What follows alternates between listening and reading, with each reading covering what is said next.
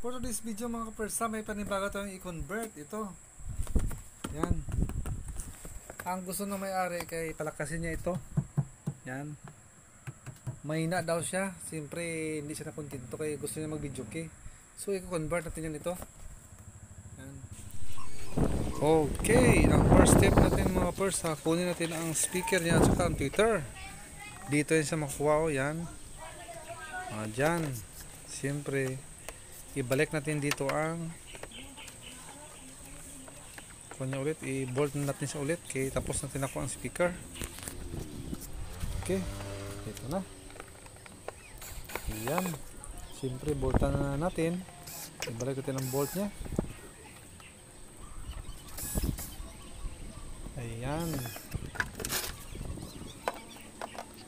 kunin natin ang amplifier, isit natin dito sa taas kung saan siya pwede i-bolt. Yan, dito sa taas. Okay, harapan natin ang dalawa lang, pwede na siya i-wood screw mga persa.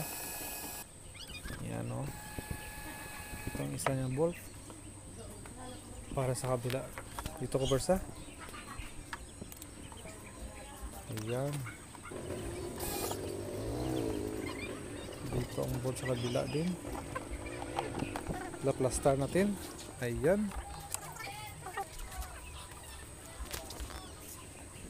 next naman ang speaker naman niya kapersa, dito positive negative. Dito naman sa kabila ang tweeter niya. Ayan, para balance. I-try mo natin saksakbe kung nag-ilaw ba itong brand new. Ayan, okay naman, nag-ilaw naman siya. So itong positive ng tweeter, lagyan natin ng kapasitor 4.7 kapersa. Piles na yan siya, okay din siya. Yan, lagyan natin ang positive yan, lagyan natin ng non-polar kapasitor para hindi siya masunog. Okay, dito hinangin natin dito kapersa. Yan, soldahin natin.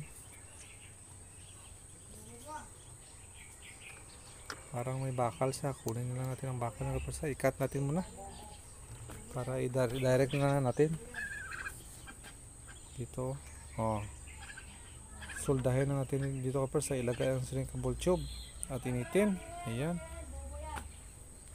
okay, tapos na, ilagay natin sa positive para matesting na natin kapersa. Ayan, check, sound check.